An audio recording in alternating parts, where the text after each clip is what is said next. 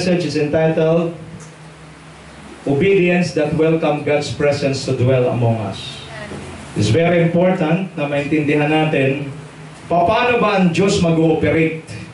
Paano ba si Lord mananatili sa buhay ng isang tao? Paano ba si Lord mananatili sa isang church? Paano ba si Lord mananatili sa isang pamilya? It is very important na maintindihan natin that the key for us, for God to dwell among us, is through obedience. Amen? Amen. Pagsunod. Kaya nga ho, ako ay very particular talaga pagdating sa obedience.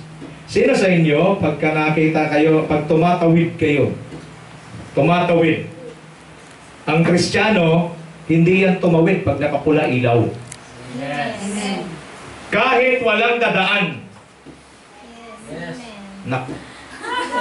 Amen. Traffic light pa lang yan. Hindi mo na masunod. Di pa paano na yung utos ng Panginoon? Amen. Okay?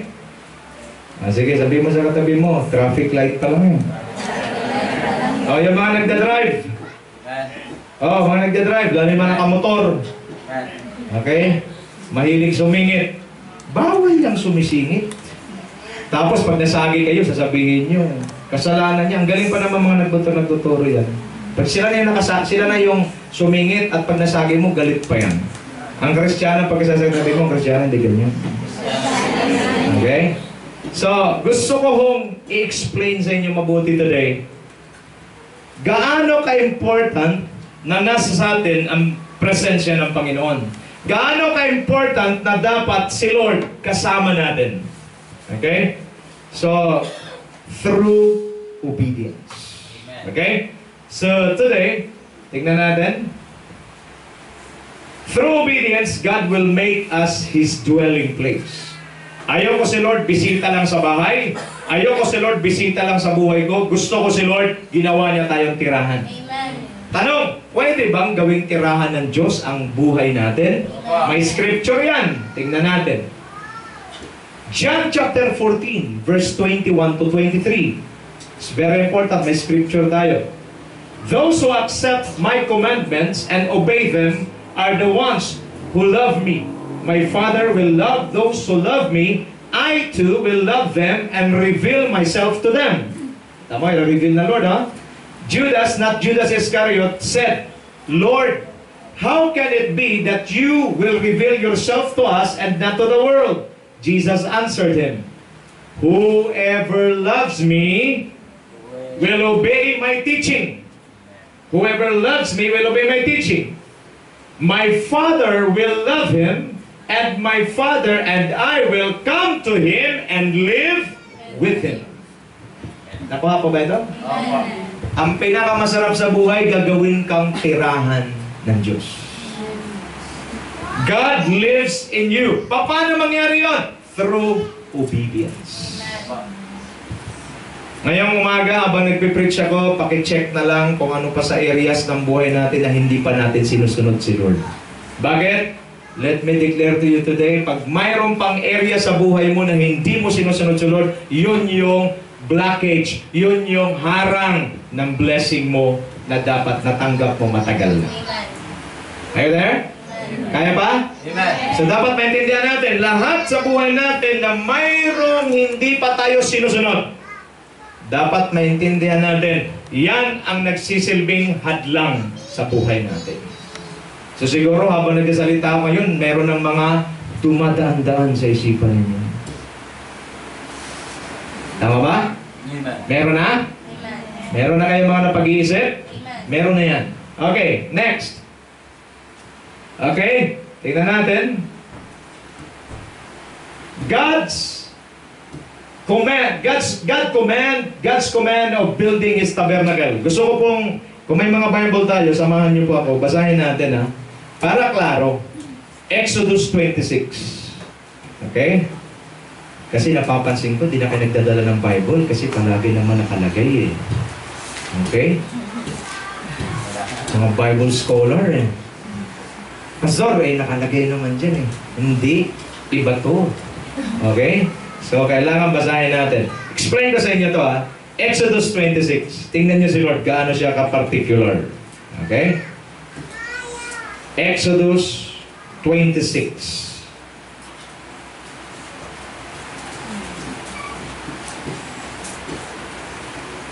Okay. Ready? Maiksi lang to, 37 verses lang to. Pero meron lang akong gustong puntuhan. Okay? Tingnan nyo Verse 1. Make the tabernacle with 10 curtains and finely twisted linen and blue, purple, and scarlet yarn with cherubim woven into them by a skilled worker. All the curtains are to be the same size. Nakita niyo ba? Nasasutan niyo ba? Amen. 28 cubits long and 4 cubits wide. Join 5 of the curtains together and do the same with the other 5. Wala kayong pupuna?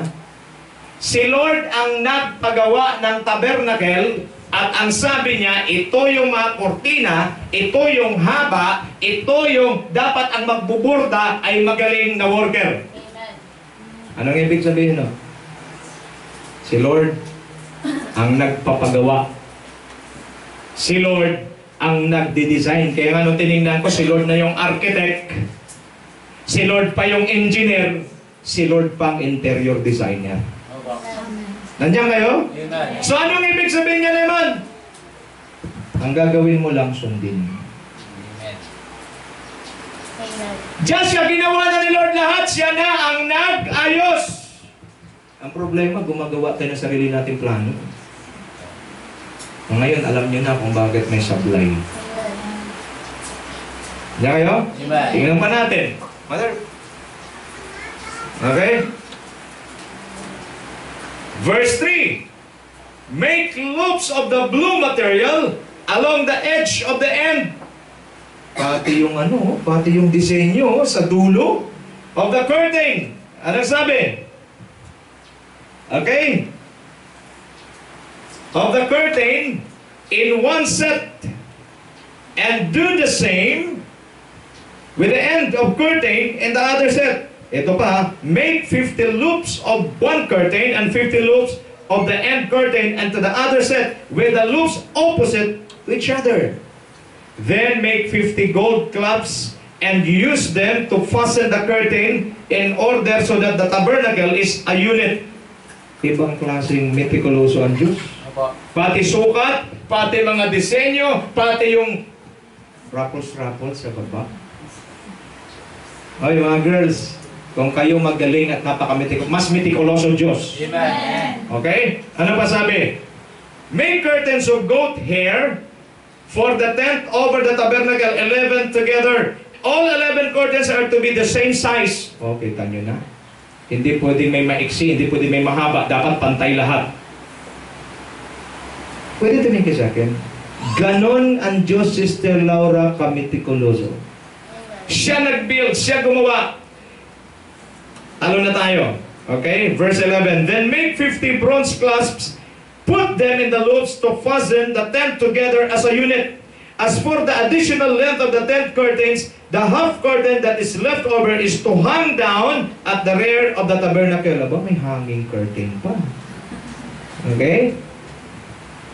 At ang sabi niya, make for the tent a covering of ram skins, dried red, and over that a covering of the other durable leather. Make upright frames. Ito na. Pati yung mga poste, yung mga frame of acacia wood for the tabernacle. Each frame is to be, ito na naman, 10 cubits long and a cubit and a half wide. Nagsusukat kayo, di ba? Ito, mga sukatero itong mga ito, magaling magsukat.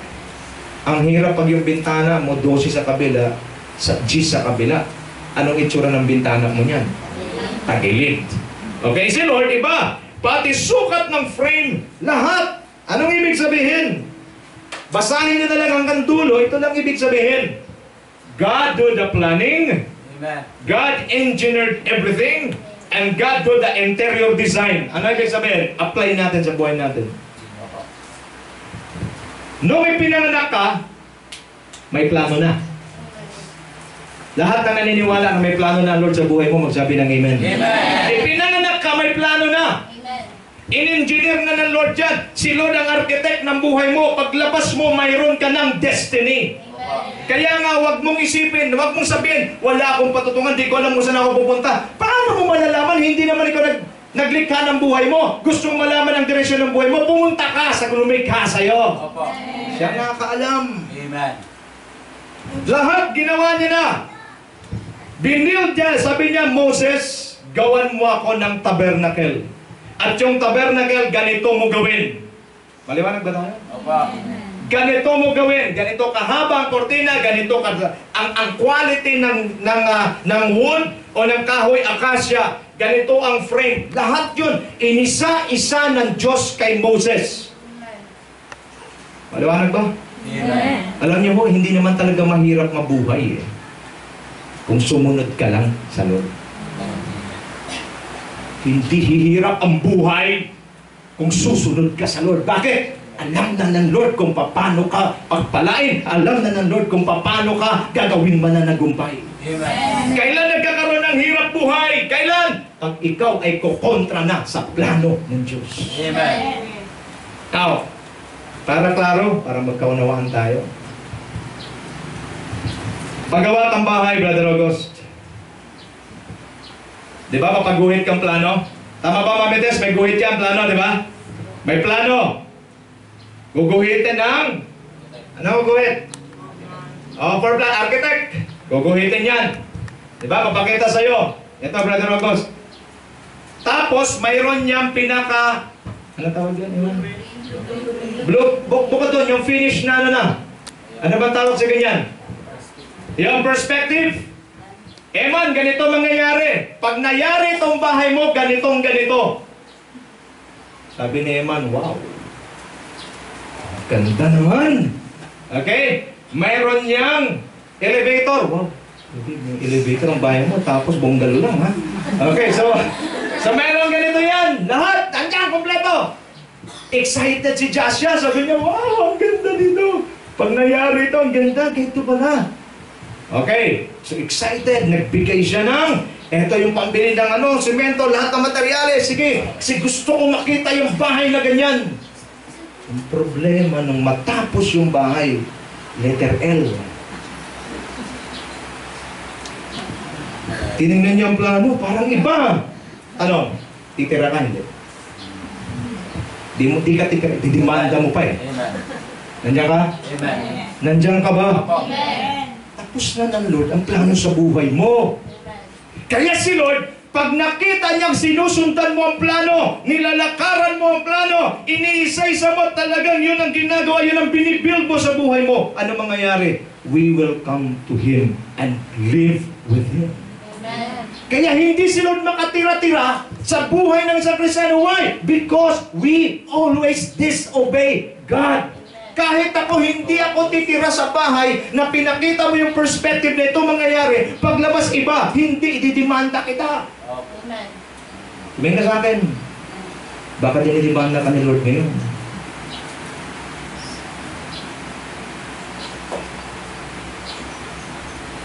Amen. Sa katigasan ng ulo mo. At pag nakadimanda ka, may kaso ka, stress ka. Amen. Amen. Lalo na pa yung nagdemanda sa'yo, ang daming pera. Amen. Tama. Mas makapangyarihan. Amen. Pagkitanong katabi mo, may demanda ka ba kayo? Kasi iba ang pagka-build mo sa buhay mo. Ang gusto ng Diyos, lumakad ka ayon sa gusto niya, tapos na ang blueprint. Gagawin mo na lang, ibibuild mo na lang ang problema because you always disobey God. What happened? Bukod sa hindi na nangyari yung plano, tumatagal pa. Amen. Sino ngayon nakaka-experience ng delay? Bakit, pastor, hanggang ngayon wala pa akong blessing? Ang tagal ko ng prayer. Bakit disobedient ka? Ano na gagawin ng mga worker? Susunod lang naman, tayo lang naman yung mga piyon. Dating engineer, August, buhusan mo yung poste, 5 sako ng semento. O gagawin ni August, di siya pwedeng, ay, 3 lang. 3 lang. Saan yung 2? Secret. Ganun tayo. Imbes na susunod tayo sa Lord, iba ginagawa natin. Ba't ba ito sa langit tamang ka ngayong gabi? This is a wake-up call for you. Amen. I've been through that. Hindi ko sinusunod ng husto. Ano nangyayari? Tumagal. Imbes na yung breakthrough mo maging mabilis, imbes na bilis ang takbo ng buhay mo, papunta doon sa victory mo, tumatagal. Why? Because you do not obey God. Amen. Obedience is the key. What happened? When Moses, ang galing nitong Moses na to, alam nyo kung mayroon kayong gustong pag-initan sa Bible talaga na sundin, maganda rin naman yung iba, pero si Moses iba. Bakit? Ginawa niya siya lahat ayon sa utos ng Diyos. At tingnan nyo ha, ang gagawa, iba. Sabi ng Lord, skilled worker. Pakisabi sa katabi mo, skilled worker. Hindi lang yung pagsumukat. Bantay mo, sumukat nakapikit. Hindi lang kailangan ng Diyos. Amen. Ang kailangan ng Diyos, yun talaga pag tumires, wala do. Kanya kayo? Ganun siya kametikuloso. Kaya dapat yung buhay mo, kung ano ang plano ng Diyos sa'yo, hindi plano mo nangyayari, kundi plano niya. Amen. Tapos na ho. Let me repeat. Tapos na ho ang plano ng Diyos sa buhay mo. Lakaran mo na lang. Sundan mo na lang. Amen. As my personal testimony, hindi ko rin talaga alam kung anong gagawin ko sa buhay ko eh. Nung hindi ko pa si Lord kilala, maliit pala ako, tanda ko na. 8 years old, nagpipray na ako, Lord, gusto ko maging teacher. Teacher talaga ang prayer ko. Ngayon, hindi ko naman alam kung paano gagawin. So, napunta ako Maynila. Hindi pa ako naging teacher, naging kuskuser. So, nagkukuskuso ako ng kalawa. Sabi ko, ito pala maging teacher. So, walang nangyari. Inom sa umaga, inom sa gabi. Ang ginawa ko, nung makilala ko si Lord, nag-iba. Doon ko nahanap ang purpose ng buhay ko nung makilala ko na si Lord. Why? Kasi siya yung engineer, siya yung architect, siya pa yung interior designer. Ito applicable sa buhay natin, no? Pinorma na ng Diyos, ginuhit na ng Diyos ang plano sa buhay mo, at alam ng Lord paano i-build yan, at higit sa lahat, mayroong interior design na gagawin sa iyo. Yung mga pangit na ugali mo, mga pangit na bagay sa buhay mo, wala ka na pupuna, aalisin at talaga susundutin niya palagi yan. Bakit? Para pag may bumisita sa buhay mo, makikita nila maliwanag at talaga namang materialis puertes ang pagkagawa ng Diyos sa iyo. Ayan there! Pagkasabi sa katabi mo, tapos na ang plano. Tapos na. Nandyan na. So to make the long story short, nabuo ang utos at ang ginawa ni Moses, alam nyo ganito. Tingnan natin. Exodus 33 verse 7 to 11. And Moses took the tabernacle and pitched it without the camp, afar off from the camp, and called it the tabernacle of the congregation. Natapos na. And it came to pass that everyone which sought the Lord went unto the tabernacle of the congregation. Kung sino ang gustong hanapin ng Diyos, punta lang sa tabernacle. Tingnan sa akin, bakit sa tabernacle pupunta? Kasi doon si Lord makikipagtagpo sa kanila. At bakit si Lord bumababa sa tabernacle? Kasi ang pagkagawa ng tabernacle ayon sa gusto niya. Amen. Ulitin ko. Kaya si Lord bumababa sa tabernacle kasi ang tabernacle ginawa ayon sa gusto niya, hindi ayon sa gusto ni Moses. Amen. Bumababa talaga si Lord. And it came to pass when Moses went out unto the tabernacle that all the people rose up and stood every man at his tent door and looked after Moses until he was gone into the tabernacle. Pasok si Moses. And it came to pass as Moses entered into the tabernacle, the cloudy pillar descended and stood at the door of the tabernacle. And the Lord talked with Moses. And all the people saw the cloudy pillar stand at the tabernacle door. And all the people rose up and worshipped, every man in his tent door. And the Lord spake to Moses face to face. Look at me.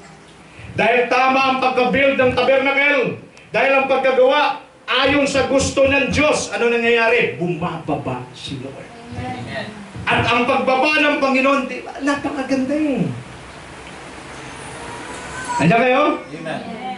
Doon sila minimit ni Lord. Bakit? Pero kung nakita ng Lord na yung isang kortina maiksi, yung isang kortina mahaba, tatsakin ko sa inyo, hindi si Lord bababa.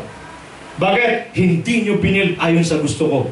Question today, is your life Are you building your life according to what God had designed for you? Yung iba siguro, baka poste pa lang ang tinatayo nyo. Ang hirap po tumira sa poste. Amen.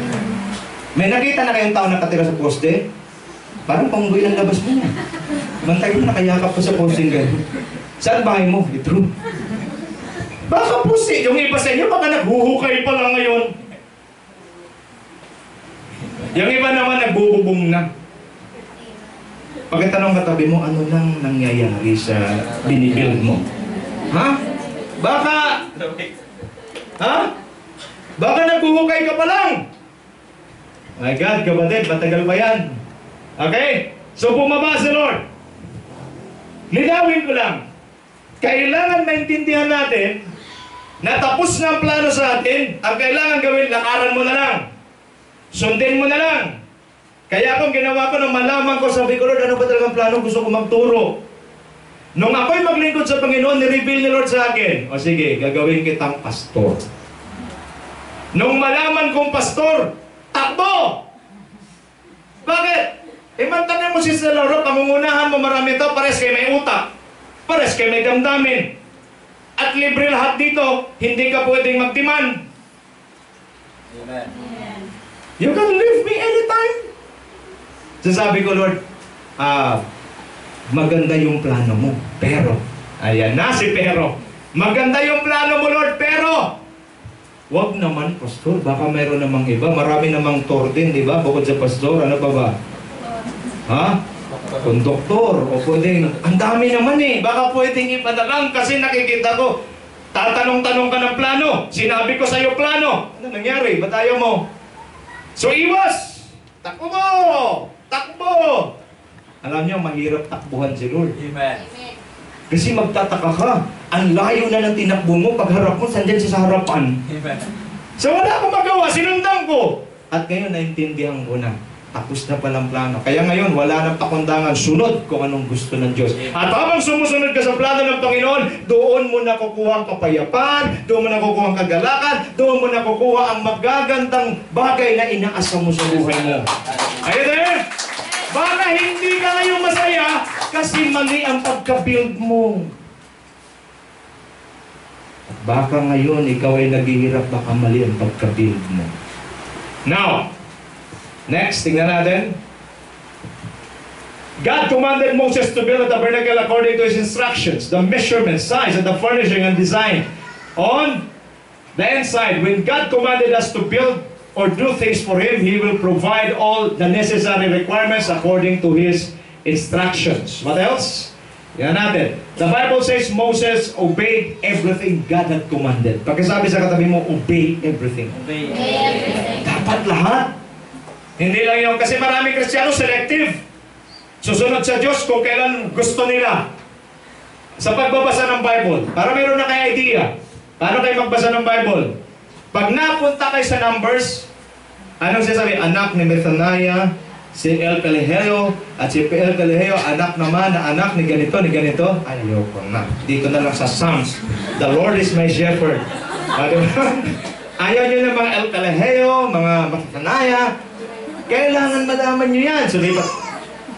At least Bible. The Lord is my shepherd, I shall not want. O yan lang ang gusto natin. Do not be selective. Obey everything. I read the Bible from the book of Genesis up to Revelation because the whole Bible is from Genesis to Revelation. Kaso selective tayo. Kung convenient sa atin, yes Lord, I follow. Pag inconvenience, Lord, busy ako. Ay, ang mga ganyang ugali, disobedience sa Lord yan. Moses obeyed everything. That is why God blessed him. Okay, tingnan natin. Next. Anong resulta? God came down in the tabernacle every time they worshipped Him. Di ba ang sarap? Pag nasa church tayo, na-build natin ang church ng maayos, we love each other, we support each other, we pray for each other, what happened? God can easily come down. Amen. At pag ang presensya ng Lord bumaba, mamaya makikita nyo kakaiba naman nangyayari. Bakit noon ang daming miracles kasi si Jesus pag nagtuturo, bumababa ang presensya ng Diyos at pagbaba ng presensya ng Panginoon, maraming miracles ang nangyayari. Amen. Anong key? What's the key? Obedience. Pagkasabi sa katabi mo, obedience. Obedience. Di ba, sarap bababa? Yung bang, di ba, sarap mag-isa ka, hindi ka malungkot? Why? Because you know God lives in you. God is with you. Masaya ka. Amen. Okay? Next. Hebrews 8:5, they serve at the sanctuary that is copy and shadow of what is in heaven. This is why Moses was warned them. He was about to build the tabernacle. See to it that you make everything according to the patterns shown you on the mountain. Grabe si Lord. Moses, siguraduhin mo na yung tabernacle na gagawin mo is according to the pattern I've shown you.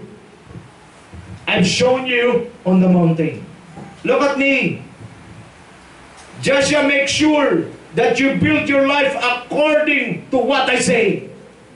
Because the moment you build your life hindi according sa sinasabi ng Panginoon, doon magkakaroon ng problema. Mayroon tayo, dito sila ni Eman, sila ni Brother August. May nga iba nagtatrabaho. Alam niyo pinakamahirap sa trabaho? Repair. Tama ba, Sister Laura? Opo. Mas maganda pa yung porong tela na tatabasin mo pa lang kaysa natapos na tapos i-repair mo. Ang daming tatastasin, ang daming susukat-sukatin. Nangyari na sa amin yan. Nagpatahi ako ng pantalon, pina-repair ko, sa awa ng Diyos. Hindi pantay eh. Ang sabi, ang hirap magsuot ng pantalon na hindi pantay. So para papagayan mo, sasama mo na lang ng lakad mo. Para hindi masyadong halata. Sabi ko, ang hirap pala yung tapos na, tsaka mo i-repair. Hindi ba maganda na klaro ang plano, klaro ang guhit, klaro ang sukat, pagkatapos, fit na fit. Amen. Yan ang gusto ng Diyos. Build everything. Moses, build everything according to the pattern. Because pag hindi according to the pattern, hindi ako bababa. Make sure, make everything according to the pattern shown you on the mountain. Si God ang gumagawa ng plano. Amen. Susunod ka lang. Amen. Kala nyo napunta kayo sa AFC, Chamba? Hindi.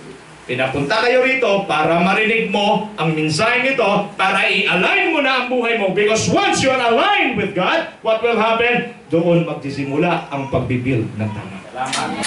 Hallelujah! Now, tingnan natin. Isa. Moses was commanded by God to build a tabernacle that serves as the tent of meeting for him and the Israelites. Next.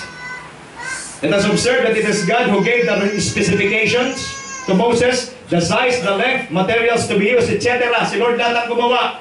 Linawin ko lang, walang ginawa si Moses kundi magsabing, Opo. One thing na napapansin ko, Eman, sa Lord, pag nagpe-pray, sino nagsasalita? Sige na, magtapat na kayo. Pag nagpe-pray kayo, sino lang nagsasalita? Pag nagpe-pray kayo, sino lang ang nagsasalita? Kayo ng boses lang naririnig nyo. Opo. Umamin na kayo. Kanino? Lord, pahingi. Lord, pahingi. Lord, gabayan mo ako. Lord, makapag-abroad ako. Lord, puro ikaw, di ba? Opo. Prayer is a dialogue. Communication dialogue. Ito, may mga teacher tayo ito. Pag dialogue, ilan nagsasalita? Oh. Pag sabi ko, hi, Eman, ang sagot mo, I'm good. I'm good. Pero ang nangyayari sa prayer natin, tayo lang nagsasalita. Tapos puro hingi pa. Bato-bato sa langit, tamaan ka. Yan o. Natuklasan ko na nung si Moses, pinaakyat ni Lord sa Mount Sinai. Makinig kayo ha. Umakyat. Moses, akyat. Akyat naman si Moses. By the way, noon, walang landscape noon ha. Walang landscaping noon. At wala ring, anong tawag yun? Yung mga ano? Rappel ba yun? O harness. Walang harness noon si Moses. And by the way, Moses is 80 years old na. Ang galing din Moses umakyat. Walang ano ha? Walang harness. Pag nahuli siya, toda siya. Akyat Mount Sinai. Wala yung katulad sa Baguio ngayon na pag umakyat ka, relax na relax. Ito hindi. Akyat siyang ganun. Pagdating doon, mag-uusap sila ni Lord. Pag isa sa katabi mo, mag-uusap sila ni Lord. Ngayon, itong sinasabi ng Lord. And God said to Moses, wala hong salita si Moses, kundi opo. Opo. Opo. Opo. Opo. Baba. Opo. Yun lang ho ang ginagawa ni Moses. Si Lord lahat nagsasalita. Amen. Kaso magagaling tayong mga Kristiyano, binaliktad natin, tayo lahat nagsasalita. Si Lord na ngayon. Opo, anak. Opo. Opo. Alam niyo ba yung pinagagawa? Kaya ngayon, huwag na kayo magtaka. 5 taon na walang sagot. Dapat lang. Pastor, ang tagal-tagal na ilan? 5 taon na, 6 na taon na. Dapat lang. Nantagi mo siya, pinapaupo mo. Amen. Amen. Andiyan pa ba kayo? Amen. Lord, pagkaharap mo na siya, matuto ka manahimik. Itahi. Lord, speak, your servant is listening. Kung makikinig ka, bakit nagsasalita siya? Amen. Gusto mo akong naririnig? Kasi nga, pumurol na yung tenga mo sa tagal na ikaw mo naman palagi nagsasalita. Amen. Amen. Prayer is communicating with God. It's a dialogue. You pray, you speak, then you keep silent and let God speak to you. Alam mo, sa taas, ano sabi? And God said to Moses, and God said, basahin niyo sa Exodus, and God said to Moses, and God said, si Lord is a talkative God. Amen. Kaya nga, nagsasalita siya. Eh, ang problema, paano ka? Sige nga, magsabayan tayo magsalita, dalawa. Nakakita na yung 2 taon nagsalita, sabay. Amen. Ano nangyari? Ang gulo. Kasi ganito naman, ang gulo, wala ka maintindihan. Pero pag si Lord magsalita, manahimik ka, i-impress. Hindi naman yung, Laura, ganito ang gagawin mo. Walang ganon. May i-impress sa heart mo. Ito ang sinasabi ng Lord sa akin. Kaya nga nung malaman ko sa deliver ako, 10 years lang, alam ko na eh. Eksaktong 10 years. Naalis po ako. Alam ko eh. Pakisabi sa katabi mo, makinig ka sa instruction. Okay? Next. Now, tingnan natin. It is God who serves as the architect, the engineer, the interior designer of the tabernacle. He wanted it to be built according to the pattern and the specifications He had given to Moses. Next. Now, what happened when the Spirit of the Lord comes and dwell among us? Ano mangyayari pag bumababa si Lord? Gusto niyo malaman? Amen. Dapat kasi ganito eh. Kasi kung tama pagka-build mo, tama yung bahay na build according sa perspective, titira ka. Hinahanap mo agad, di ba? Ito plano. Asan ang kwarto? Tama. Saan ang CR? Tama. Tine-check mo isa-isa. Amen. Bakit? Kasi hindi ka titira pag merong hindi tama ako din sa plano. Ano nangyayari? Pag tama plano, bababa si Lord. Ano mangyayari pag bumaba siya? Tingnan natin. 2 Corinthians 3:17-18. Now the Lord in this passage is the Spirit. And where the Spirit of the Lord is present, there is... Freedom. I said there is... Freedom. Yan ang kailangan ng marami ngayon. Freedom. Kaya kailangan bumaba si Lord sa buhay mo para ano? Para makaranas ka freedom. Amen. Saan ka ba nakakulong ngayon? Maraming klaseng pagkakulong. Amen. Merong iba nakulong sa galit, yung iba nakulong sila sa sama ng loob. Merong iba nakulong sila sa kahirapan. Merong iba nakulong naman sa kung ano-ano. Where the Spirit of the Lord is, there is freedom. All of us then reflect the glory of the Lord with uncovered faces. We will be changed. Ano ba nangyayari? Meron ba? And that same glory coming from the Lord, who is the Spirit, transforms us into His likeness in an ever greater degree of glory. When the presence of the Lord come down, what will happen? You will experience freedom. Next to freedom is transformation. Pagkasabi sa katabi mo, transformation. Transformation. Diba yan ang gusto natin, magbago? Lahat ng gusto magbago, magsabi ng amen? Amen. Mayroon pa tayong babaguhin sa buhay natin, and only the presence of God can do it. Amen. Na paano bababa presence ni God? Kailangan maintindihan natin, pagbaba ng presence ni God, may nangyayari. Lalaya ka, bukod sa kalayaan, may pagbabago. Amen. Gusto niyo bumaba presence ni Lord? Amen. Then build your life according to His Word. Palapakan natin si Jesus, glory to God. Ano pa mangyayari pag bumaba si Lord? Eto, Luke 4:18 to 21. The Spirit of the Lord is on me, because He has anointed me to proclaim good news to the poor.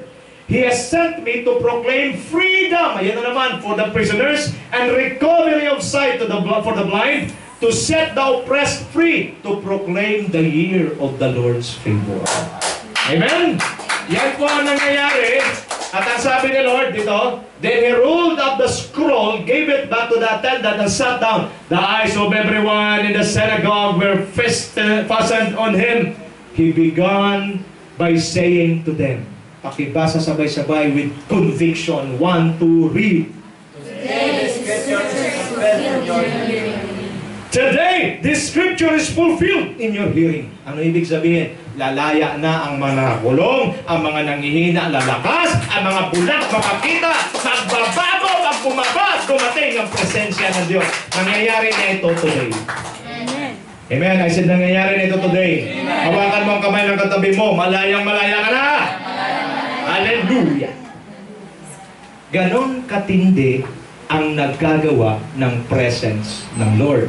Yung hindi mo kayang gawin, kaya niyang gawin. Amen. Now, mayroon ako share sa inyo ngayon. Tingnan natin. Okay, ano nangyayari? There is freedom. Ano pa? The glory of the Lord comes. Pag dumating ng glory ng Panginoon, what will happen? Miracles happen. Needs are being met. What else? We are being transformed from glory to glory. Okay, tuloy na tayo. Ito na ang ating ang main menu natin. In what areas of our lives God had specific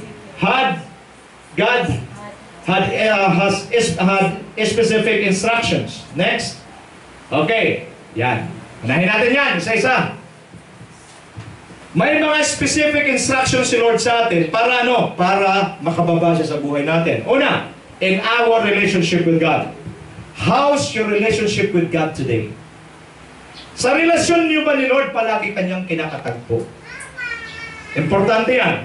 Kasi, tingin sa akin, kailan lang nagkakaroon ng ligayang isang Kristiyano pag mayroon siyang personal encounter with God? No encounter, no joy. No encounter, no change. Amen. Now, pag bumaba si Lord, may encuentro na mangyayari. Paano natin gagawin yan? Obey God's Word. Yan ang command ng Panginoon. Yan ang instruction ng Diyos. Obey God's Word. He will make Himself known to you and make you His dwelling place. First things first. When it comes sa iyong relationship sa Panginoon, huwag mong pabayaan, sundin mo ang salita ng Diyos. At anong gagawin niya? Magpapakilala siya sa iyo. At anong gagawin niya? Titira siya sa buhay mo. Amen. Klaro ba ito? Ano lang kailangan mong gawin, Gio? Obey God's Word. Pagkasabi sa katabi, tingnan mo sa mata na merong konting obey God's Word. Do not be selective. Obey everything. Okay? Next, para manatili si Lord, let the Word of God dwell in your hearts richly. Okay? Kailangan sa relasyon mo sa Diyos para palagi kang bisitahin ng Lord, kailangan mayaman ka. Saan? Hindi sa pera. Mayaman ka sa salita ng Diyos. Saan? Sa puso mo. Ano sabi sa Bible? Let the message of Christ dwell among you richly as you teach and admonish one another. Kailangan para malakas ang relationship mo, para matibay ang relationship mo sa Panginoon, puno ka palagi ng salita ng Diyos. Pagkatanong katabi mo, ilang chapter na babasa mo isang araw? Ano? Chap-chap? Parang chap-chap. Ha? Chapter? Parang chap-chap. Kasi sila chap-chap yun, salita ng Diyos. Chapter! Yung iba, gustong yumaman. Ang gusto natin, tingin sa akin Gusto mo maging mayaman, materially. Sino rito gusto maging mayaman, materially? Taas ang kamay. Nang walang mga hindi mapagkunwaring tao. Taas ang kamay. Okay? Taas! Ulitin ko. Taas ang kamay na mga gustong yumaman, materially. Okay? Huwag na kayo magkunwari. Okay, baba. Alam niyo ba, ang sekreto ng prosperity, Joshua 1:8? Let this book of the law do not depart from your lips. Meditate on it day and night so that you will be prosperous. Di mo pwedeng ihiwalay ang salita ng Diyos sa pagyaman mo, materially. Alam? Kaya pag ikaw yumaman materially, hindi ka founded ng salita ng Diyos, yan ang magdadala sa iyo palayo sa Diyos. Pero pag yumaman ka na mayroon kang Word of God, yumaman ka na mayroon kang foundation ng Word of God, at billion ang pera mo, at billions pa yan, hindi may pagkapalit si Lord. Bakit? Alam mo kung saan ang galing kayamanan mo. Do not, exclude God's Word when you want to be prosperous. Okay, what else? Live a life pleasing to God. Gusto mo bumaba si Lord gusto mo presensya ng Lord bumaba palagi sa buhay mo? Sa relationship mo sa Kanya? Live a life pleasing to God. Ano sabi sa Bible? Colossians 3:17. And whatever you do, whether in word or in deed, do it all in the name of the Lord Jesus Christ, giving thanks to God the Father through Him. How's your words? How's your speech? Next. How's your speech? How's your word? Ano lumalabas sa bibig mo? Madalas. Kaharap ko, mga nakikin. Anong lumalabas sa bibig mo madalas? Is it reclams or thanksgiving?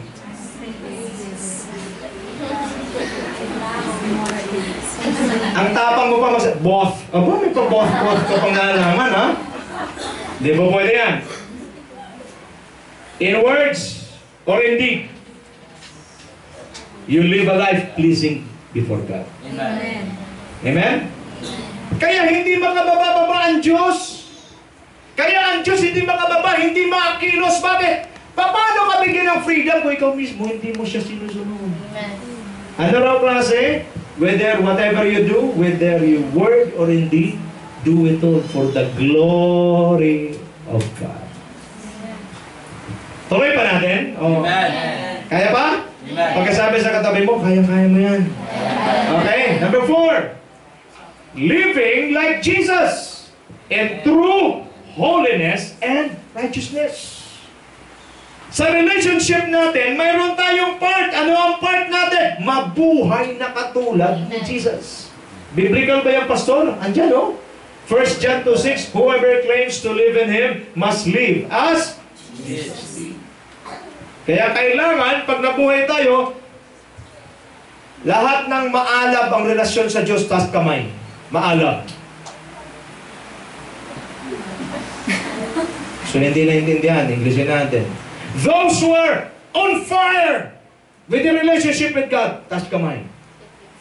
Tagalog na, Englishin lang yun. Okay, so yung iba, medyo, anong tawag sa inyo? Sa Bisaya pa, aninipot. Ha? Firefly. Ano yung firefly sa Tagalog? Ayun! Sige, alitap-tap. Ang hirap ng alitap-tap. Minsan may ilaw, minsan brown out. Tumingin ka sa akin lahat. Tumingin ka sa akin lahat. Okay ba ito? Nakatulong ba sa inyo ito? Amen. O, nasasaktan na kayo masyado. Pastor, wala bang maganda-gandang turo dyan na medyo magpapakiliti sa amin? Wala! Ito yun. Nakasubok na kayo ng ilaw na patay sindi? Opo. Yung bang pag inon mo, gumaganon-ganon. Tapos nagbabasa ka, nagagawa kang lesson plan mo. Nasubukan ko yung nagagawa kong preaching, gumaganon-ganon. Pagka tapos kong gawin preaching, gumaganon din mata ko eh. Sumasabay sa ilaw eh. Kaya sabi ko, patayin mo na nga yan at sakit sa mata. Kapatid, kung hindi ka rin na naman ng fire kay Lord, huwag na lang.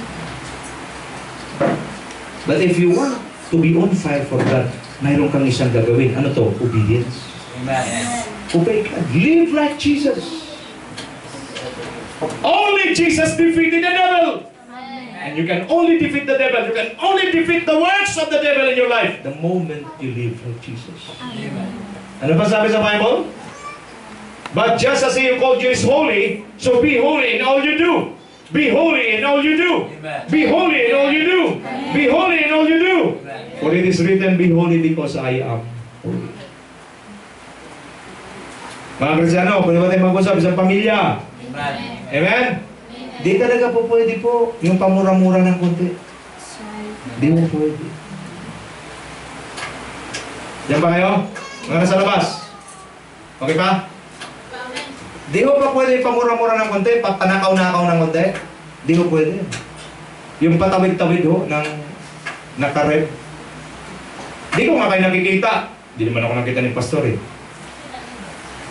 Sa mata ng Diyos. Amen. Laki-laki. Kahit nasa California, kakita ka. Amen. Kanya ka ba? Amen. Kaso problema, hindi na tayo ganun ka-aware. Bakit? Ang isang kasalanan, pag palagi mo nang ginagawa, nakakasanayan. Amen. Amen. At pag nakakasanayan, nagiging kalyo na ang iyong puso. At wala ka ng conviction. Pag wala ka ng conviction, yan ang simula ng iyong pagbagsak. Pero kung sa mga liliit na bagay, yung sasabihin ko pala kay Cora, ikaw!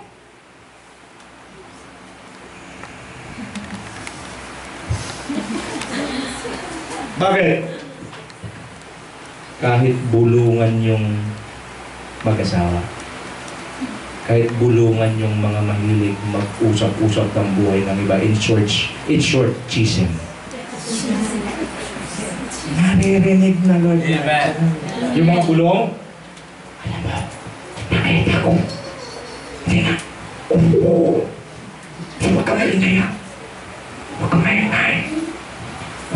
Sa mata ni Lord, sigaw yun. Ganito talaga ganito sa tenga ni Lord yun. Alam mo, nakita ko, pero huwag ka maingay ha. Huwag ka maingay ha. Ganun kalakas yun. Amen. Be holy in everything you do. Pag buhay na ito, pag-usapan, tigil na. Amen. Kayong mga nagtatrabaho, okay, kumuha kayo isang ballpen. Eh, pastor, dumikit eh. Anong loko mo? Dumikit. Dumikit, pastor? Ano po ito? Kaya pala ko sinasabi eh. Sa in-deliver, nagugulat kami sa supplies namin.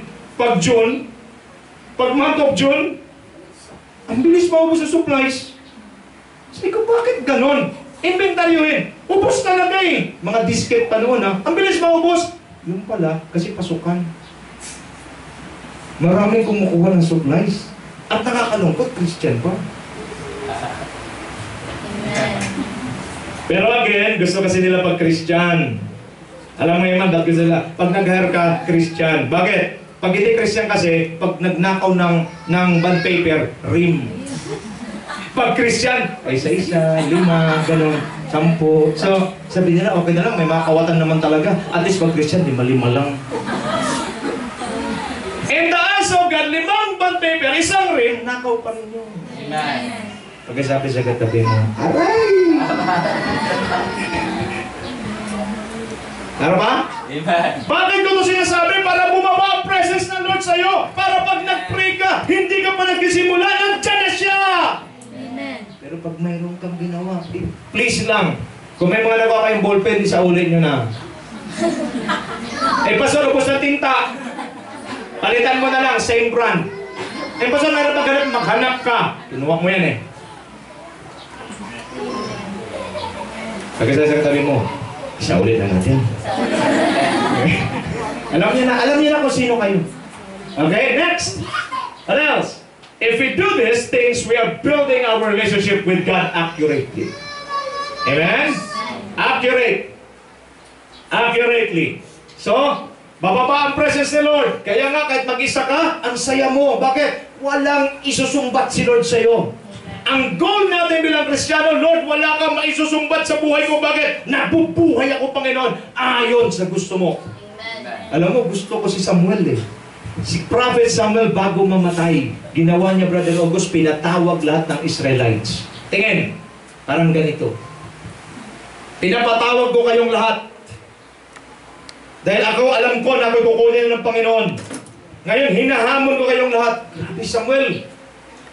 Sino man sa inyo tumayo sa kongregasyon na ito, ang mayroong iakusa sa akin na kinuhaan ko ng hayop, kinuhaan ko ng lupa, kahit anong ginawa ko laban sa kanila, tumayo! Purihin ang Diyos. Walang tumayo maski isa. At ang sabi nila, wala kang ginawa na masama laban sa amin. Ano? Kaya niya rin ba tumayo? At sasabihin niyo, pinatatawag ko kayong lahat. Di ka pa natapos, boo! Boo!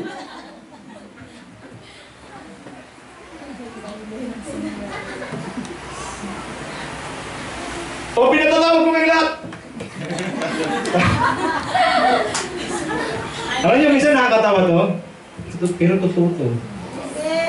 Di tayo makaharap ng harapan talaga eh. Bakit? Kasi marami tayong lihim eh. Hello? Pagtama, pagka-build mo ng relationship mo, bababa si Lord. Amen? Amen. Gusto mo ba bumaba si Lord? Amen. Build your relationship with God accurately. Pag-isaya sa katabi mo, let us be holy. Let us be holy. Okay? Tuloy. Next, tingnan natin. Kung hindi matapos, tigil natin. Okay, in our family. Sa pamilya natin, dapat bumababa presence ni Lord. Right pattern for building our family is obedience to the accurate instructions from God to each members of the family. Makinig na lahat. Yung mga pamilya. Lahat ng husband, magsabi ng amen. Amen. Husbands, magsabi ng amen. Amen. Lahat ng wives, magsabi ng amen. Lahat ng anak, magsabi ng amen. Ready ha? Kyle, marinig ka, makinig ka. Ito na. Kasi ang sarap ng pamilya na pag nag-gather sila, bumababa presensya ng Lord sa kanila. Gusto niyo bumaba presensya ng Lord sa family niyo? Amen. May instruction si Lord. Here we go. Okay, duties. Pakisabi sa katabi mo, duties. Okay, number 1. Oh, yan. May ikot-ikot pa ha. Husband, love your wife. Amen. Gusto mo bumaba presence ni Lord? Amen. Love your wife. In order for the husband to love his wife, he must love the Lord first. Husbands must have a strong relationship and connection with God in order for him to lead his family to their destiny. Balik ko sa una. Laro tayo? Amen. Lahat ng husband, magsabi ng amen. Amen. Mamaya, pagkatapos ng message na ito, lapitan mo ang asawa mo, bigyan mo ng isang sweet na kiss at sabihin mo, I love you!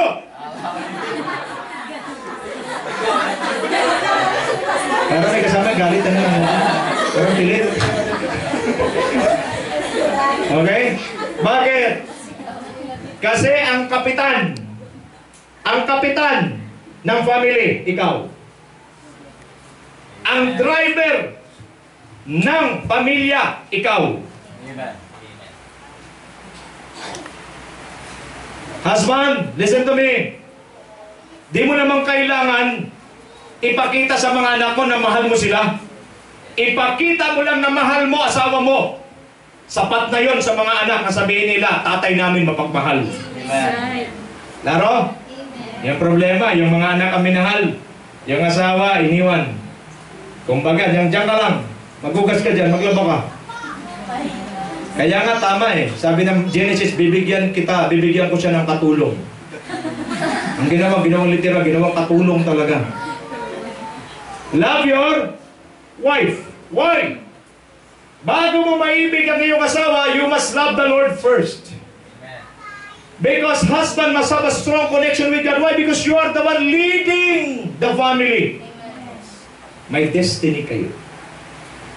Amen? Amen. Kaya nga, yung husband na hindi alam ang destiny, ano nangyari? Ikot-ikot lang. Ay, ikot-ikot lang. Bakit? Walang destiny. You must know your destiny. Are you there? Amen. Klaro ba to? Amen. Kaya Lord, hindi makababa sa family. Bakit? Kasi hindi alam ang mga duties and responsibilities. O yung mga magpapakasal pa lang. Dapat alam nyo ng destiny. Okay, huwag lang kayong kumanta ng you are my destiny. Dahil mali yun. Dapat alam mo ang destiny. Number 2. Ang sabi po sa Bible, husbands, love your wives as Christ loved the church and gave Himself up for her. Binigay, dapat tayo mga asawang lalaki. Kailan malalaman ng asawang babae na mahal natin sila? Pag ibigay mo ang iyong sarili at ang iyong pag-ibig sa Kanya buong buo. Pag sabi mo sa katabi mo, buong buo. Okay? Kasi marami mga husband ngayon, addict na sa ano? Tawag doon yung... Ha? COC? Certificate of Canvas? Clash of Clans? Okay? Tingin sa akin, bakit ito in-introduce ng demonyo? Para mawala ang ating communication sa ating asawa. Maraming ginagawa ang jablo ng mga bagay para na mapalayo lang ang husband sa kanyang asawa. At ang husband sa asawa, walang tamang connection, walang tamang relasyon. Para yung sasakyan na walang may hawak ng manibela. Nakita siya walang hawak ng manibela? Bunggo ng bunggo lang yan. Tuwing mabubunggo, may bukol. Bukol. Kaya paglabas nila dalawa, punong-puno sila. Hindi sila filled with blessings, filled with bukol sila. Okay there? Now, tingnan natin. Wives! Wives, kayo na magbasa. Hanggang dito lang. 1, 2, ready, read. Makita mo, kita niyo mga husband, ang hina ng basa, di ba? Wives, ayaw nila eh. Ulitin nyo. Lahat ng mga girls, lahat ng women, magbasa. 1, 2, read. Wives, submit to your husband. Parang may kasamang sama ng loob. Bakit? Para bang pinagsisisihan nilang lahat ng bagay. Support your husband to fulfill his destiny. His victory is your victory. Amen?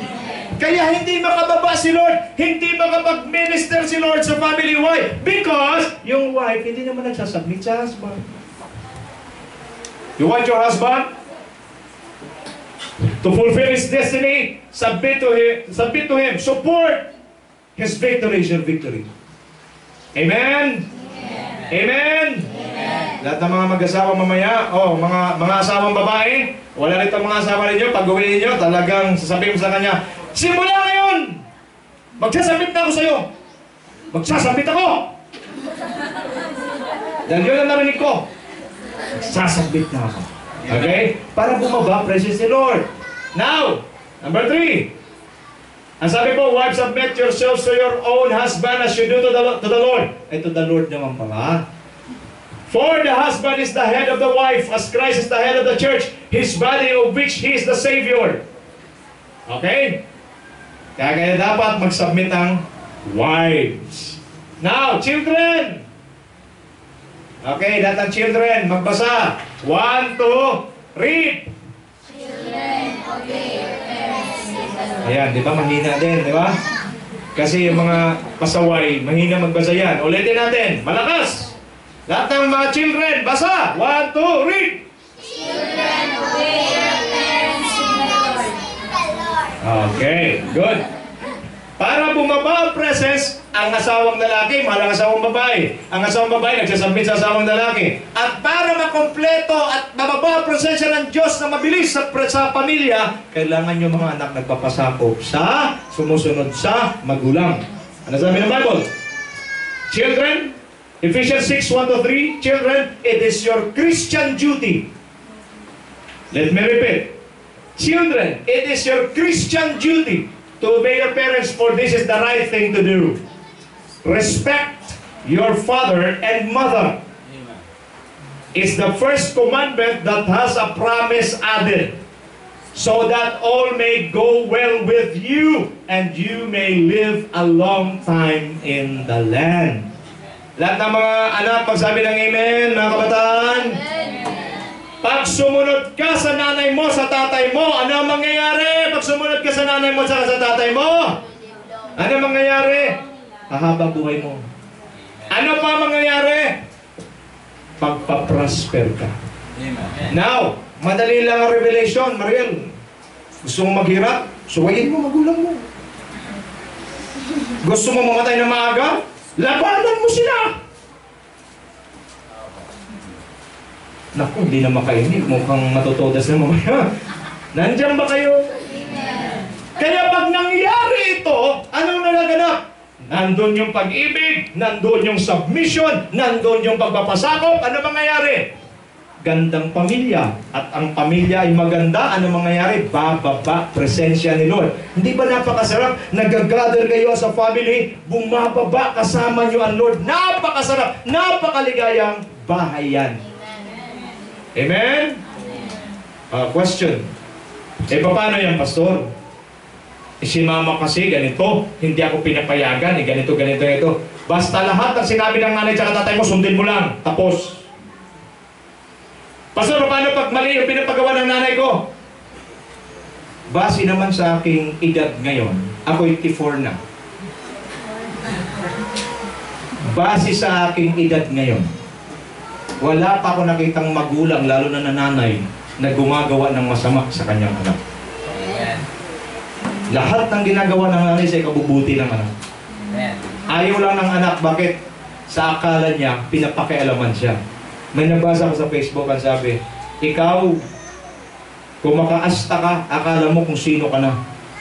Hindi mo pa alam ang lahat ng bagay. Isipin mo may mga magulang na nagtsatsaga at nagmamahal sa iyo. Pero ang mga anak kasi parang akala nila, listen to me. Children, listen to me. Please, the only way for you to be safe, para maging safety ang buhay mo, walang ibang paraan para hindi ka mapapahamak sa buhay nito, kundi sumunod at makinig sa sinasabi ng magulang mo. Amen. Yun lang ang tanging paraan para maging safe ka. Because the moment you reject the instructions of your parents, what comes next? Destruction. Are you there? Amen. Mas matanda naman ni hamak yung mga magulang natin kaysa atin. Amen. Jacob, dadaanan mo pa lang na pagdaanan na nila. At sinasabi mo, iba na kasi ngayon iba to. Gumanap, mama, iba to. Hindi no. Same thing happens. Amen. Alam mo, kaibahan lang, wala lang computer noon May computer na ngayon, pero yung sitwasyon parehas pa rin. Amen. Amen? Okay, so, bababa ang Lord sa family pag merong love, submission, at saka obedience. Next, build your lives right through obedience to your parents in order for you to receive the promise of God. Mga anak, sundin natin ang mga magulang natin, maipibuild natin ang tama ang ating sarili. Bakit? Because someday you will also become a parent to your children. Galatians 6:7, what you sow is what you reap. Amen. Pag pasaway ka sa magulang mo, pag ikaw nag-asawa, humanda ka, mas pasaway ang maging anak mo. Naintindihan ako ng mga pasaway na anak dito. Amen. Na nakaranas na.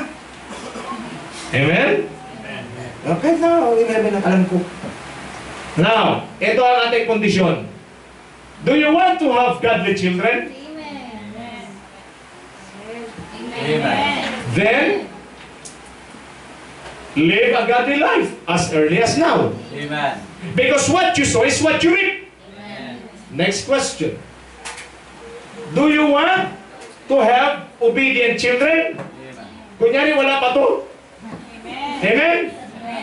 Then, obey God and your parents now. Amen. Kung nandyan yung nanay nyo, nandyan yung mga nanay nyo, kayo mga anak, nandito yung mga nanay nyo, sabihan nyo na sila, ma, pa, ngayon pa lang susunod na ako sa'yo. Amen? Amen. Okay? Para bumaba ang presensya ng Lord, instruction ng Diyos yan. Next, the whole family must worship the Lord alone. Amen. I said the whole family must worship the Lord alone. Okay? Para bumaba ang presensya ng Lord, pag nag-church kayo, sama-sama. Amen. Hindi pwede nga nag-church, iilan lang. Dapat sama-sama. Pastor, hindi pa siya nakakilala sa Panginoon. Pag-pray nyo, huwag yung tantanan. Pag natulog, ilay hands nyo. Effective yan. Sabi ko, effective yan. Amen. Yung tulog, ilay hands mo. Siguraduhin mo lang, tulog na tulog ha. Kasi baka pag nilay hands mo, in the name of Jesus. Minsan pa kayo, pagka sobra ng emosyon, ikaw demonyo ka ng tama-tama nagising siya. Ah! Demonyo ko! Kailangan, siguraduhin mo tulog na tulog. Pag nilihas mo, ikaw demonyo ka ng... Hindi mo ko mabanggit. Yun ang narinig niya, delikado. Okay? Ayun sa inyo, kailangan tulog na tulog. Bago niyo lapitan, bago niyo ipag-pray in the name of Jesus Christ. Effective yan. Marami nang gumawa niyan, talagang nakatikim sila ng grasya ng Panginoon.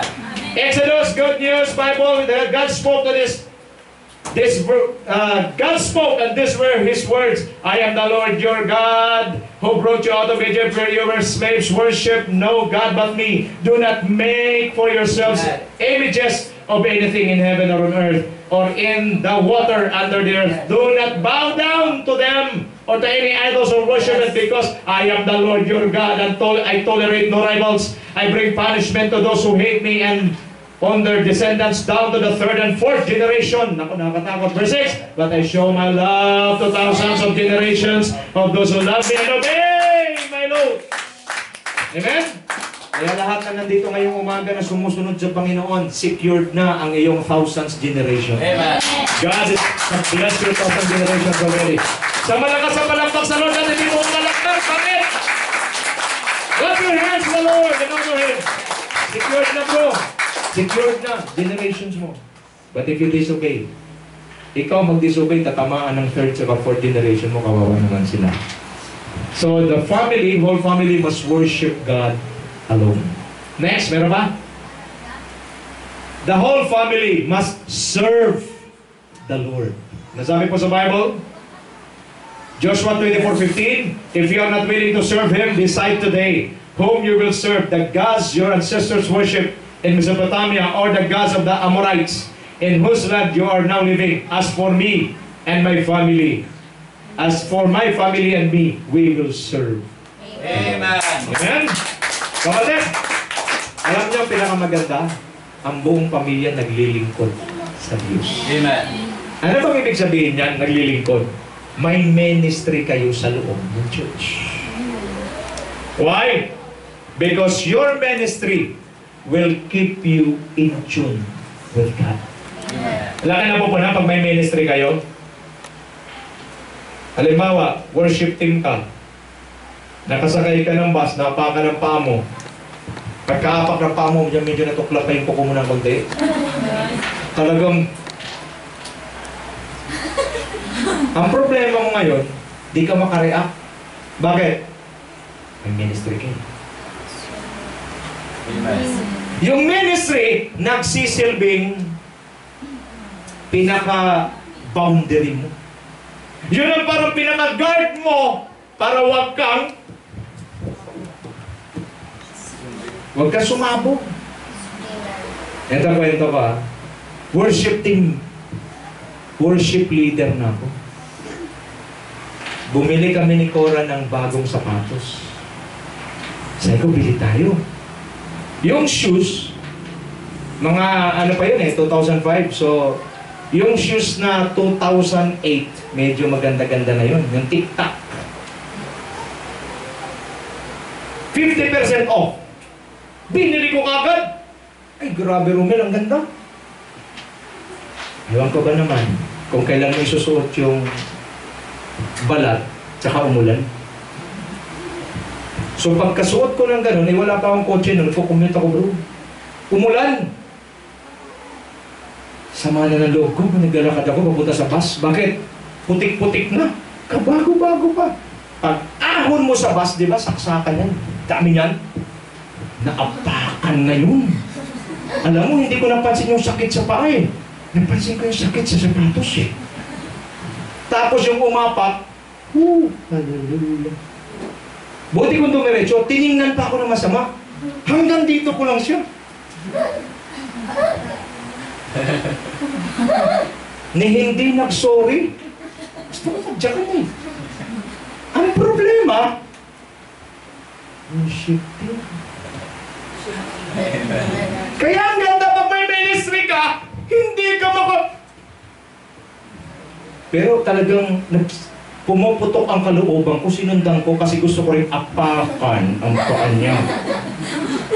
Sabi ko itong pa ako 12, tingnan natin kung nagturog ang mga hindi liit mo. So sinundan ko. Nung ganyan na kami kalapit, aapakan ko na, ang liwanag ng pangungusap ng Holy Spirit. Sige ka, lalabas si Mike. Sino Mike? Mike Rodriguez. Mga kapuso, isang worship leader kapuso, inapakan po ang paa kapuso. Tumalikot na lang ako. Kumanta ko sa isip, pero alam mo yung nangingit-ngit yung kalooban mo. Kasi nasa likod mo lang ang suspect. Napalagpas ko at sabi ko, Lord, salamat na lang may ministry. Anong point ko rito? Pag ang pamilya may ministry, naglilingkod sila sa Diyos, ano nangyayari? Ang taas ng awareness level na ano? Huwag bigyan ng kahihiyan ang pangalan ng Diyos na buhay. Amen. Nagkapalawan tayo. Amen. Pero pag walang ministry, halabiray. Bakit? Wala man tayong ginagawa. Wala naman tayo ano sa church eh. Ano ha? Para kayong dalawa, talagang Diyos ko. Kasi walang ministry. Pag sabi sa katabi mo, dapat may ministry tayo. Kasi pag may ministry, aware na aware. Aware na aware. Amen? Amen. Tuloy pa? Amen. Kaya pa? Amen. Okay, sige, tingnan pa natin. Baka meron pa. Ayan o, 2 Chronicles 23, all the men of Judah with their wives and children and little ones stood there before the Lord. Kaya huwag niyong iiwan yung mga maliliit, isama niyo yan, tama yan. Isama. Maliliit pa. Bakit? Eh, pasok, di naman ito. Makarit, di ba talaga yun? Nako, magulat kayo. Alam niyo si Mimay, maliit na bata, takbo lang iman ang takbo yun. Tumatakbo lang. Habang nagpipreach ako, tumatakbo lang yun. Pero pagdating sa bahay nila, sinabihan yung nanay niya. Tumawid kasi, pumunta sila sa Alabang, magbabayad ng kanilang Meralco. Tumawid yung nanay, nakita nung bata pula. Alam mo, sabi nung bata, Ma! Bakit? Huwag kang tawid! Sabi, Pastor, pag pula, huwag tawid! Hintay! Alam mo, na-review yung nanay at ang sabi niya, akala ko, Pastor, hindi ito nakakinig, takbo lang ng takbo. Kabisado pala. Amen. Kaya kahit maliliit, dalhin nyo. Kahit mga ganyan na kung ano-anong ginawa, hayaan nyo lang! Kasi nakikinig lang. Amen. Amen? Amen. Pagkasabi sa katabi mo, serve the Lord. Together. Lord, together. Okay, next. Meron ba? In our lives. Okay? Punta na tayo sa work. Ulitin ko na lang yan. Okay, punta tayo sa work. Titigil tayo sa work, sa job. Okay, mahaba yan eh. Okay, sa job tayo. Kasi yun yung mas nakikita kong kailangan. Tsaka na lang natin. Okay, in our job. Wag mo muna yung pagkita. Okay. Nagmamandali. In our job. Nung walang trabaho, nagpe-pray ng Trabaho. nung magkatrabaho, nagre-reklamo sa Trabaho. di ba puro trabaho? Nung walang trabaho, nagpe-pray ng Trabaho.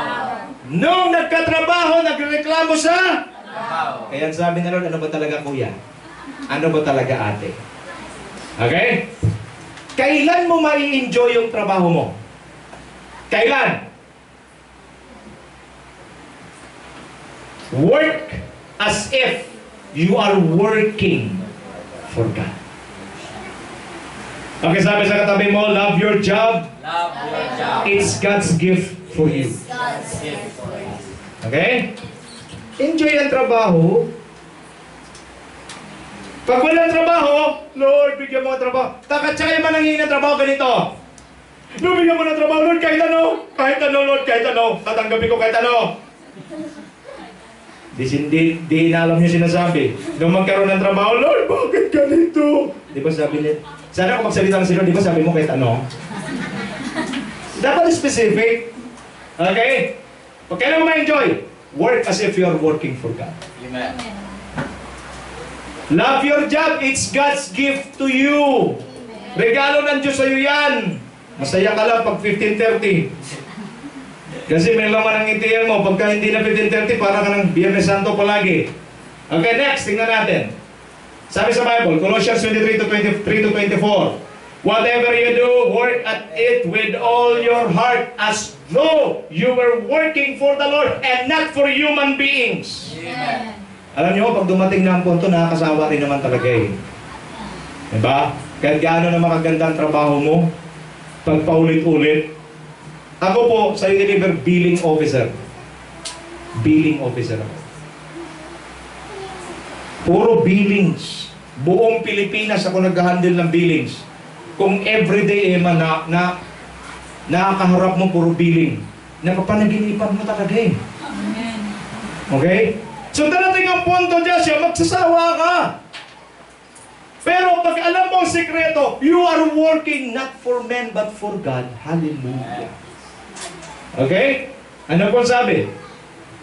Remember that the Lord will give you as a reward what He has kept for His people. For Christ is the real master you serve. Okay? Anong kailangan gawin natin sa trabaho? Una, obey the leaders in your workplace. Sino ba yung leader? Sino ba yung boss? Jesus Christ.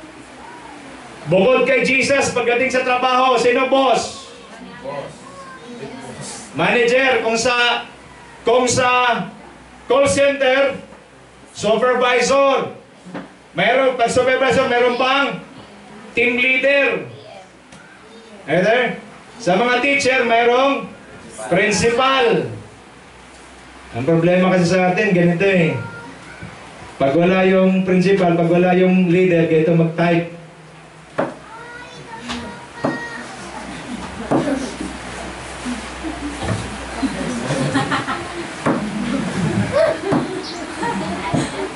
Pag sabi, parang may lookout eh.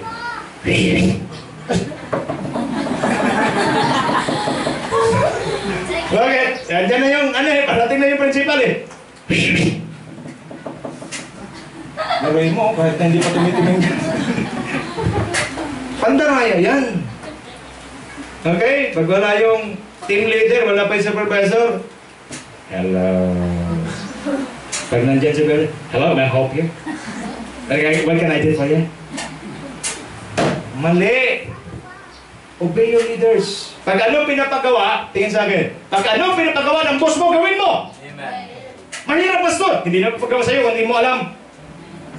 Pag pinagawa ng boss mo, ibig sabihin nagtiwala sa sa'yo, kaya mo. Pag mahirap ang pinapagawa, okay sir, bigyan mo na to ha, pag pumasok ka na. Pag mahirap ang pinapagawa, ang laki ng tiwala sa akin ng boss ko, gagawin ko to. Hindi, dalawa. Tinitingnan mo yung mahirap na pinagawa eh. Ang hirap naman ito, bakit ako pa? Dapat siya na lang. Sa'yo nga pinagawa eh, bakit may tiwala siya sa'yo? Next, ano ba? Slaves, obey your earthly masters with respect and fear and with sincerity of heart, just as you would obey Christ. Paano mo sundin yung mga boss mo? Katulad ng pagsunod mo kay Jesus. Amen.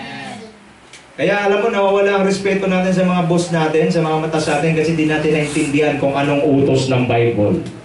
Kaya si Lord hindi bumababa sa ating trabaho. Kaya yung trabaho natin sa halip na blessing burden. Why? We do not know the protocol. Anong protocol? Pag may boss ka, pag hindi ka pa ang boss, may boss ka. At ang boss mo, sundin mo katulad ng pagsunod mo kay Jesus. Amen. Bato-bato sa langit, tamaan ka sa at may Google ka. Panay ang backbite mo sa boss mo.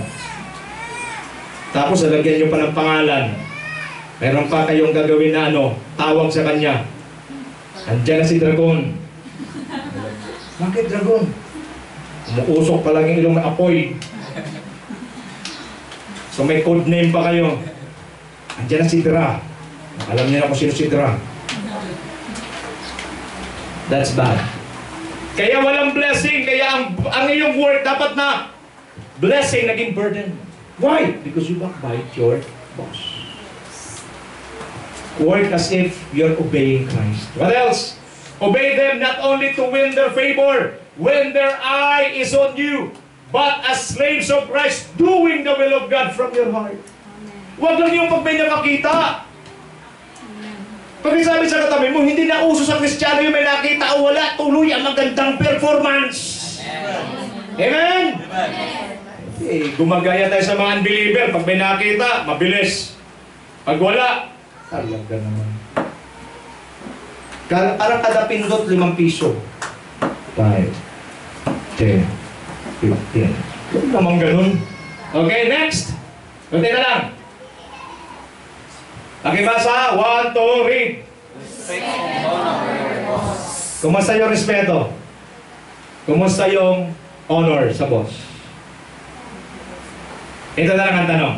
Sagutin niyo ito diretso. Is your boss happy with you? Ang lakas ng amen sa likod. Dito sa may unahan. Ha? Amen? Ulitin ko ang tanong. Happy ba si boss sa'yo? Amen? Parang may gigil ah. Amen. Amen. Bakit? Ano pa? Excel to their expectation. Ito lang ang gusto na ipagawa sa'yo ng boss mo, pero dinampasan mo. Bakit? Kasi boss, hindi naman para sa ito eh. Para kay God to eh. Amen. Okay? Nag-i-excel ka palagi. Ano pa? Abide to the rules of the company. It's very important. Pag sinasabi ng company, yun ang susundin. Huwag gumawa ng sariling rules. Maraming Kristiyano, pasaway talaga gumagawa ng sariling batas. May batas na ang kumpanya. Sundan mo na lang. Sino madalas ang nagkakaroon, nasususpend? Yung mga lumalabag sa batas. Pero pag sumusunod ka sa batas, walang suspension. Anong oras ang pasok? Anong oras ang pasok? Ano? 8. Yan ang batas. Pumasok ka ng 8:10. Oh, 9 pa nga eh. Ano nangyari? You violated the rules. You will pay the price. Tatlong absent o tatlong late, equivalent to 1 absent. Sayang. Obey the rules of the company. Para bumaba ang presence ni Lord. Ano pa? Respect others. Humble yourself like Christ. Amen. Learn to treat others better than you. Don't believe in a lie that you are better than others. Huwag mong isipin ako matalino rito. Ako magaling. Tingnan mo sabi ng Bible. Don't do anything from selfish ambition or from a cheap desire or boast, but be humble towards one another, always considering others better than ourselves. Better than yourselves. And look out for one another's interest, not just for your own. Pwede ba bukas magpasok nyo sa trabaho nyo? Okay? Huwag nyo nang isipin yung iba mahina kasi sa inyo. Kasi tayo pag nag-isip eh, well, mas superior ako sa'yo. Alam nyo, dapat tingnan mo yung iba. Kasi mayroon tahimik na maabilidad. Amen. Mayroon namang masalita na wala namang magagawa. Kumikita lang sa galing magsalita. Mayroon akong encounter niyan. Ganito oh. Well, that's just an easy program, no? We can do that. I think, by tomorrow. Yes, sabay. Sabi ng boss, can you do that tomorrow? Yes, yes sir. At 10 a.m. Nasa table mo na. Sabay. Ay, gawin mo nga. Sabi naman isa, ano yun? Gawin mo na to, sige. Ako nang bahala sa'yo. So magaling na siya magsalita, pero puro hiram lang ang talent niya. Yeah. Maraming ganyan. Alam mo bro, nagiging senior manager pa yun. Pero walang lihim na hindi mabubunyang bamites. Nung siya na, nung wala na siyang makuha, nung siya na ang pinag-present, ay sinasabi ko siya, presentation niya parang pang newly graduate lang. Paano ka nagsabi ng bagong chairman? Paano ka naging senior manager? Ganyan ka mag-present? Tahimik siya. Nag-resign po siya. Kasi mahirap kasi magtatago sa likod ng kasinungalingan. Amen. Amen. Treat others are better than you. Ako, mas magaling si Fred ka sa akin. Bakit? Tahimik lang yan, pero alam ko may sariling talent yan. Now in doing that, you learn to respect people. Respect nyo ba yung security guard? Amen. Kayo, pag pumasok kayo, pinapagalitan yung security guard. Sabi security, ID. Mukha ko ID na. Hindi ka nun. Pag anong hiningi, ibigay mo. Amen. Kasi sa pinto, ang boss, security guard. Amen. Amen. Pagpasok mo, may floor manager. Wag naman yung nakita mong kakaganon niya pa lang, dadaanan. Baka patiring ka niya. Ako, ganito ginagawa ko. Sir, alam mo, ganito pag tinawag mong sir, tumaas ang confidence niya. Pag, sir, pwede pong makiraan? Yeah, sure. Amo, naka-sure pa. Ha? Sure. Bakit? Respect. Amen. May kinasa ko gabi, ito po akin natuklasan for my 10 years in Unilever Philippines. Bakit hindi mabuti? Kahit hindi ka gaano kagaling, pag marunong kang magrespeto at mag-honor ng tao, mabilis ang growth mo sa iyong buhay. Amen. Respect. Respect! Okay? So ano pong ginawa? Humble yourself. Okay, next. Meron pa? Okay. Sige po, dito na tayo mag-end kasi marami pa yan. Di ko po kaya tapusin. First things first. When you want God to come down. Bakit? Pag dumating ang presensya ng Panginoon, mayroong kalayaan. Pag bumaba ang presensya ng Panginoon, may nagaganap na himala. Pag bumaba ang presensya ng Panginoon, mayroong pong nangyayari ang mga pangailangan na mimet. Makinig kayo mabuti. Kailan bababa ang presence ng Lord? Pag tama ang pagkabil ng ating buhay. Tanong, are we building our lives according to God's pattern? Amen. Are we building our lives according to God's word? Amen. In our family, it's very important. Husband, love your wife. Wife, submit to your husband. Children, obey your parents in the Lord. Huwag kayong makipag-away sa inyong magulang. Bakit? That's a very dangerous sin. Mag-away ang magulang at saka anak. Gusto kong sabihin sa inyong lahat, ang kampi ng Diyos sa magulang. Amen. Let me repeat. Mag-away ang magulang at saka anak, ang kampi ng Diyos sa magulang. Amen. Dahil yan ang sinasabi ng kanyang salita. Pastor, paano pag ang magulang ko? Ang sama na ugali. Ang kampi ng Diyos sa magulang ko. Amen. Read God's word. Pero huwag ka mag-alala, God is just. Kasi pag mali talaga ugali ng magulang mo, hihipuin naman siya ng Diyos. Ang tinitest ikaw. Paano mo siya tinrato? Bakit? Kasi isang araw maging magulang ka rin eh. At pag mali ang treatment mo sa magulang mo, mas matinding naghihintay na pasakit sa'yo sa magiging anak mo. Are you there? Tumayo po tayong lahat ngayong umaga.